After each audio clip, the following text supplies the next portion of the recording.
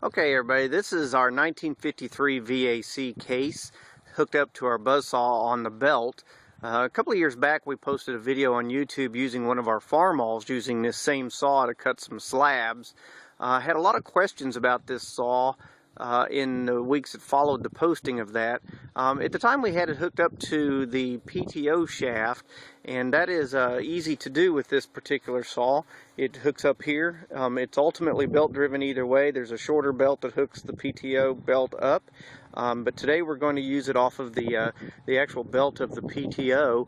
On this, we did discover that it has more horsepower and it can cut larger logs if you have it hooked up to the PTO and the belt doesn't slip quite as much.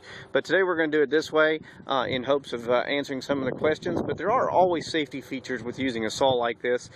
We can sharpen this saw, we just use a grinder to sharpen it, but if you'll notice as I come in and around, the blade on here is curved, meaning that one of the teeth goes one way and one of the teeth goes the other way. We discovered after using this saw at one of our local tractor club shows that an old timer came over and showed us how to kerf that. If you look at a modern day saw, you will see that those teeth are kerfed as well, and it shows and saws much better that way. Now this saw is going to be a little dull. We haven't used it for a while, but we're going to fire it up today and show you how to cut a board with it, and hopefully we've answered some of your questions. So we're going to get fired up here and cut us some logs.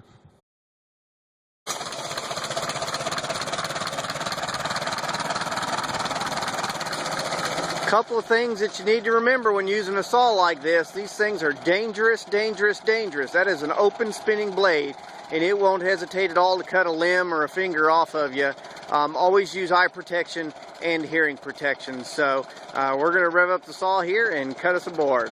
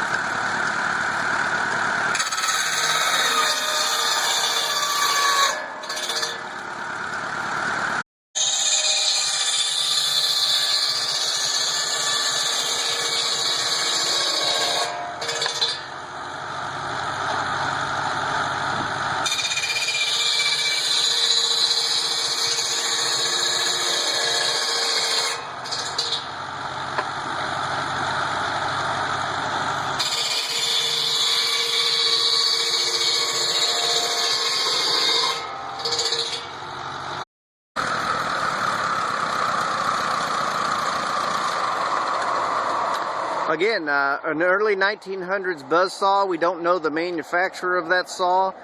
We've used it a lot when we used to heat our house with slab firewood. In a good hard weekend, you could cut about 11 bundles of slabs with this saw.